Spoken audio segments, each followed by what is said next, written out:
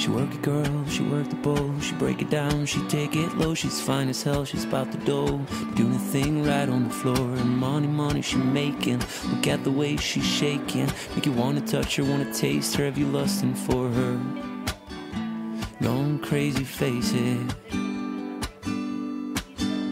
she's so much more than you used to. La Junta Local Fallera de Aldaya presentó el pasado sábado a las que se van a convertir en las máximas representantes de la fiesta fallera en este municipio.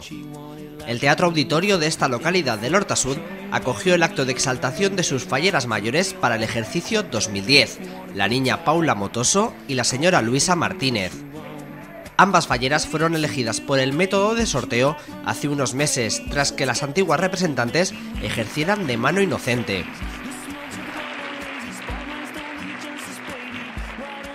Así pues, Luisa Martínez tiene 51 años, pertenece a la falla Santa Rita Pilar y fue designada por su comisión como candidata a ocupar la máxima esfera del mundo fallero de Aldaya.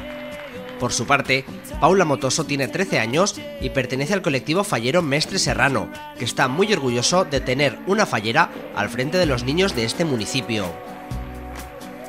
En este acto también se presentaron a las falleras que van a formar parte de la corte de honor, tanto de Luisa como de Paula, y además se hizo entrega a las máximas representantes de un cuadro acreditativo de su año tan especial de reinado. Durante la celebración de esta exaltación, la alcaldesa de Aldaya y presidenta nata de esta Junta Local Fallera quiso dedicarle unas palabras a las dos personas que van a llevar el nombre de la localidad por numerosos lugares de la Comunitat Valenciana. Paula, que com una falla el teu cor mai no deixa d'escalfar els que estiguen al teu costat. Moltes felicitats i un gran bes. Posteriormente fue el turno de despedir a las que hasta ese mismo momento habían ostentado el título de Falleras Mayores de Aldaya 2009, Loli Sevilla y Alba Ferrer, que acudieron al escenario en su último acto como máximas representantes. Aparte de saludar a las nuevas falleras mayores, Loli y Alba impusieron un corbatín conmemorativo en el estandarte de esta Junta Local Fallera, con el que dejaban patente su año representando a la fiesta josefina de este municipio. Finalmente, las nuevas falleras mayores de Aldaya contaron con la presencia de la máxima representante fallera.